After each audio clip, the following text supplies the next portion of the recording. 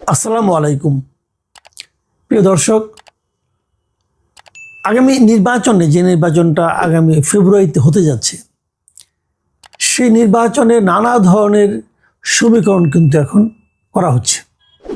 এবং আমি এর আগেও বলেছিলাম যে আগামী নির্বাচনে আপনারা দেখবেন যে পার্টিটা খুব একটা আলোচনায় নেই, নিজেরাও খুব একটা আলোচনা করছেন না, চুপচাপ আছেন, সেই জাতীয় পার্টি আগামী নির্বাচনে একটা গুরুত্বপূর্ণ ভূমিকা পালন করবে।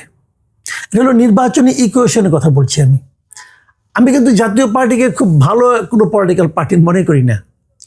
আমি মনে করি যে আমরা যখন শেখ হাসিনা সরকারের সমালোচনা করি, শেখ হাসিনাকে যখন আমরা স্বৈরাচারী সরকার বলি এবং বলি যে তারা গণতন্ত্র হত্যায়, সেই গণতন্ত্রকে হত্যা করার ক্ষেত্রে সবচেয়ে গুরুত্বপূর্ণ ভূমিকা পালন করেছে যে সরকার, সেই সরকারকে যখন আমরা সমালোচনা করি, আমি মনে করি সেই সমালোচনার একটা অংশ জাতীয় পার্টিরও প্রাপ্য। জাতীয় পার্টি যদি আওয়ামী লীগকে একেবারে ব্ল্যাঙ্ক চেক না দিত, একেবারে যদি সর্বাত্মকভাবে সহযোগিতা অথবা সমর্থন না করত, তাহলে আওয়ামী লীগের পক্ষে এতটা স্বৈরাচারী হওয়া সম্ভব হতো না। কিন্তু জাতীয় পার্টি কেবল কয়েকজন নেতা জাতীয় পার্টির তাদের নিজেদের স্বার্থের জন্য এভাবে আওয়ামী লীগকে নিঃশর্ত সমর্থন দিয়ে গেছে।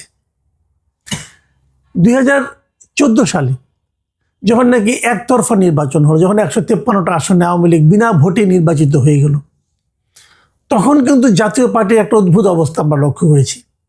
সেটা হলো জাতীয় পার্টির যিনি শীর্ষ নেতা হোসেন মোহাম্মদ এরশাদ, উনি কিন্তু ওনার মনোনয়নপত্রগুলোকে প্রত্যাহার করেছিলেন। কিন্তু উনি প্রত্যাহার করলেও আওয়ামী লীগ গভর্নমেন্ট বলেছে যে না, উনি সবগুলি ওনার প্রত্যাহার হয় নাই এবং ওনাকে একটা আসন থেকে নির্বাচিত দেখানো হয়েছে। একটা আসনে আবার ওনাকে পরাজিতও দেখানো হয়েছিল, কিন্তু ওনাকে একটা আসনে কিন্তু নির্বাচিত দেখানো হয়েছে, উনি নাকি জিতেছেন। উনি বলছেন আমি প্রত্যাহার করছি, কিন্তু সরকার বলছে না, আপনি প্রত্যাহার করেননি, আপনি নির্বাচিত।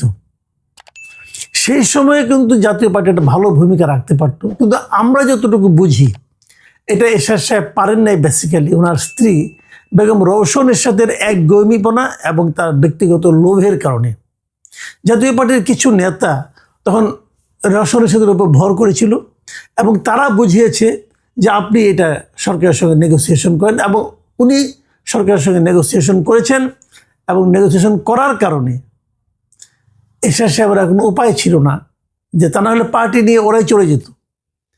এরশাদ সাহেবের উপায় ছিল না পার্টির সঙ্গে, মানে সরকারের সঙ্গে হাত মেলানো ছাড়া। এবং সেই সংসদে কিন্তু বিরোধী দলীয় নেতা কিন্তু এরশাদ ছিলেন না। এরশাদ জাতীয় পার্টির চেয়ারম্যান, কিন্তু উনি কিন্তু বিরোধী দলীয় নেতা ছিলেন না। বিরোধী দলীয় নেতা ছিলেন ওনার স্ত্রী, মানে যিনি নাকি পুরো নাটের গুরু ছিলেন আর কি। এবং ওনার সঙ্গে যারা ছিলেন তারা তো আপনারা সবাই যাদেরকে চেনেন, যে লোকগুলো, সেই লোকগুলি এখন কিন্তু আবার জাতীয় পার্টিকে ভেঙে আরেকটা জাতীয় পার্টি করতেছে। আমি সেটাকে বলি সরকারি জাতীয় পার্টি। মানে সবসময় একটা সরকারের সঙ্গে জাতীয় পার্টির একটা সম্পর্ক না থাকলে তাদের জন্য মন ভরে না। এরকম এবারও দেখছি আনিসুল ইসলাম মাহমুদ, ওনারা, ফিরোজ রশিদ, চুন্নু সাহেব, এরা মিলে একটা সরকারি জাতীয় পার্টির মতো করেছেন। এই অবস্থায় আমরা দেখলাম জাতীয় পার্টিকে নিয়ে প্রথম যে বড় ঝামেলাটা হলো যে গণ অধিকার পরিষদের সঙ্গে জাতীয় পার্টির একটা ঝামেলা, এবং তারা আন্দোলন শুরু করলো জাতীয় পার্টিকে নির্বাচনের বাইরে রাখতে হবে। এবং এই আন্দোলনের সঙ্গে আরও থাকলো কি এনসিপি এবং অবধারিতভাবে জাতীয় জামাত ইসলামী। তারাও চাচ্ছে যে জাতীয় পার্টিকে নির্বাচন করতে দেওয়া হবে না। এই যে নির্বাচন করতে দেওয়া না হওয়া, এর কারণটা কি? এর কারণটা কিন্তু আর কিছু না। এখন দেখেন, আমি বলছি আপনাদেরকে, এটা হলো নির্বাচনী সমীকরণ ছাড়া আর কিছু নয়। এটা আমরা দেখেছি যে গত কয়েকদিন ধরে আমরা যেভাবে দেখি দেশে বর্তমানে যে রাজনীতি, যে যাই বলুক, বাস্তব সত্যটা হলো দেশে মূলত প্রধান রাজনৈতিক দল হলো দুটি, আওয়ামী লীগ এবং বিএনপি। আর তৃতীয় শক্তি হিসেবে থাকে জাতীয় পার্টি এবং জামাত ইসলামী। এরা ভারসাম্য রক্ষা করে, এরা যেদিকে যায় সেদিকটা, যেদিকটা যায় ওই দিকটা ভারী হয়ে যায়, ওরা নির্বাচনে ক্ষমতায় যায়। আমরা 1991 সাল থেকে কিন্তু এই দৃশ্যই দেখে আসছি। এবার আওয়ামী লীগ নাই, তাহলে আওয়ামী লীগের ভোটগুলি কোথায় যাবে? মানে আওয়ামী লীগের কিন্তু অনেক ভোট, এখন বিএনপি আওয়ামী লীগ সরকারের পতনের পর থেকেই একদম প্রত্যন্ত অঞ্চলে বিভিন্ন আওয়ামী লীগের স্থানীয় নেতাকর্মীদের বিরুদ্ধে নানা ধরনের টর্চার, অত্যাচার, চাঁদাবাজি এগুলি করার মাধ্যমে কিন্তু আওয়ামী লীগের প্রান্তিক পর্যায়ে যত নেতাকর্মী আছে এবং যত সমর্থক আছে তাদের কাছে কিন্তু চক্ষুশূল হয়ে গেছে বিএনপি। তারা বিএনপিকে পছন্দ করে না ভাই, আমি নিজে অনেক জায়গায় খবর নিয়ে দেখেছি, তারা করে না। তো এই সময়ে তাদেরকে অনেকের সময় অনেক জায়গায় জামাতে ইসলামের নেতারা এই আওয়ামী লীগের এই নির্যাতিত অথবা দলের উপরে থাকার নেতাকর্মীদের অথবা সমর্থকদের, যাদের কোনো মানে সুনির্দিষ্ট কোনো অপরাধ নাই কিন্তু তারা কেবল আওয়ামী লীগ করতে এটাই অপরাধ, এই জন্য তাদেরকে কিন্তু জামাতে ইসলাম সাপোর্ট দিয়েছে, আশ্রয় দিয়েছে, প্রশ্রয়ও দিয়েছে। সে কারণে জামাত আশা করছিল যে আওয়ামী লীগের ভোটগুলো তারা পাবে। আর আওয়ামী লীগের যে ভোট দিতে এতদিন, তারা যখন যে দেখবে যে ব্যালট পেপারে নৌকা নাই, তারা যদি কোনো না কোনো একটা ভোট তো দেবে, তা কাকে ভোট দিবে? ধানের শীষ বিকল্প অথবা আপনার দাঁড়িপাল্লা অথবা সদ্য গজিয়ে ওঠা মানে শাপলাকলি, কোনটাই দিবে তারা ভোট? এটা নিয়ে কিন্তু একটা দ্বিধাদ্বন্দ্ব থাকতে পারে। গিয়েছে যখন হয়তো একটা ভোট দিয়ে আসবে। সেখানে যদি লাঙল মার্কা থাকে তাহলে সেটা কিন্তু জামাতের জন্য একটা বড় চিন্তার কারণ হয়ে দাঁড়াবে। জামাত কিন্তু অনেক জায়গায় হিসেব করছিল যে তারা আওয়ামী লীগের এই ভোটগুলি পাবে, কিন্তু যদি লাঙল মার্কার একটা প্রতীক সেখানে থাকে তো সেটা কিন্তু আমি মনে করি যে জামাতের জন্য একটা বড় চিন্তার কারণ। এবং এই জন্যই জামাতও চাচ্ছিল যে জাতীয় পার্টিকে যদি নির্বাচনের বাইরে রাখা যায় তাদের জন্য ইজি হয় একটা ভালো রেজাল্ট করার জন্য। এবং সেজন্য আমরা দেখেছি জাতীয় পার্টি কোনো একটা অনুষ্ঠান করতে পারে না, জাতীয় পার্টি একটা আলোচনা সভা করতে গেলে সেখানে ভাঙচুর হয়, জাতীয় পার্টির অফিসে আগুন দেওয়া হয়েছে পর্যন্ত। কিন্তু এর প্রতিবাদে জাতীয় পার্টিকে আমি দেখেছি একটা অসাধারণ একটা টেকনিক, মানে আপনার এটাকে কী বলবো, কৌশলী ভূমিকা অবলম্বন করতে। তারা মুখে কিছু বলে না, চুপচাপ থাকেন। তাদের দু একজন নেতা আছেন যারা বিভিন্ন টকশোতে যান, সেখানে যে আবার খুব ভোকাল এবং খুব লজিক দিয়ে তারা কথা বলেন, কিন্তু তারা মাঠের রাজনীতিতে খুব একটা ভোকাল এবং অ্যাক্টিভ না, তারা চুপচাপ আছেন। এখন প্রশ্ন হচ্ছে, যদি আওয়ামী লীগ শেষ পর্যন্ত সিদ্ধান্ত নেয় যে তারা ভোট দেবে এবং যদি জাতীয় পার্টি নির্বাচনে অংশ নেয়, তাহলে সেটা কিন্তু আমি মনে করি পুরো নির্বাচনী চেহারাটাকে পাল্টে দেবে। জাতীয় পার্টিকে যখন নিষিদ্ধ করার কথা বলা হচ্ছিল, বিএনপি কিন্তু এই দাবিতে সায় দেয়নি। বিএনপি শুরুতে আওয়ামী লীগের নিষিদ্ধের ব্যাপারেও সায় দেয়নি, কিন্তু পরে নিষিদ্ধ যখন করা হয় তখন বিএনপি আপত্তিও করেনি। এবং আমার ধারণা বিএনপি এতদিনে বুঝতে পেরেছে যে ওই সময় আপত্তি না করে তারা খুব একটা লাভ করেনি। যাই হোক, সেটা অন্য হিসাব, এটা নিয়ে অন্যরকম আলোচনা হচ্ছে। ওই আলোচনা, আওয়ামী লীগ আলোচনায় আমি যাচ্ছি না, আমি আলোচনা যাচ্ছি জাতীয় পার্টি আলোচনা নিয়ে। তো এখন জাতীয় পার্টি নির্বাচন করতে পারবে কি পারবে না, এটা নিয়ে কিন্তু অনেক ধরনের কথাবার্তা চলছিল। তো আমরা এর মধ্যে দেখলাম গত শুক্রবার দিন আপনার মাগুরায় একটা অনুষ্ঠানে একটা কলেজের একটা ক্রীড়া প্রতিযোগিতা উদ্বোধন করতে গিয়েছিলেন আমাদের প্রধান উপদেষ্টার প্রেস সচিব। তিনি সেখানে বলেছেন যে জাতীয় পার্টি যদি ইলেকশন করে তাহলে আমাদের কোনো আপত্তি নাই। আমি ওনার কথাটা বরং আপনাদেরকে একদম হুবহু পড়ে শোনাচ্ছি। তিনি বলেছেন, জাতীয় পার্টি একটি স্বৈরাচারের দোসর পার্টি। অবশ্য জাতীয় পার্টি নিষিদ্ধ হয়নি, কিন্তু জাতীয় পার্টির ব্যাপারে আমাদের অবস্থান স্পষ্ট।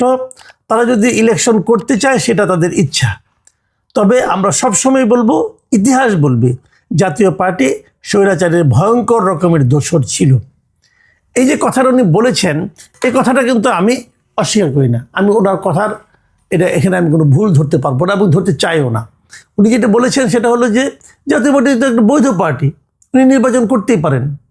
কিন্তু পরে আবার যে কথাটা উনি বললেন যে এরা স্বৈরাচারের দোসর ছিল এবং তারা মানে অনেক অন্যায় করছে, অমুক করেছে, ভয়ঙ্কর রকমের দোসর ছিল। এখন প্রশ্ন হলো, তার এই পরের কথাটা এটা কি কিছু মবকে উস্কিয়ে দিচ্ছে কিনা, এই জিনিসটা বুঝতে হবে। একটা কথা ওনাকে মাথায় রাখতে হবে, উনি কিন্তু কোনো পার্টি করেন না, উনি সরকারের একজন কর্মচারী, বেতনভুক্ত কর্মচারী। উনি প্রায়ই পলিটিক্যাল বক্তব্য দেন। এটা তো সরকারের, এটা যদি সরকারের বক্তব্য হয় সেটা কিন্তু উনি বলবেন না, উনি কিন্তু প্রধান উপদেষ্টা প্রেস সেক্রেটারি। কথাটা মাথায় রাখতে হবে।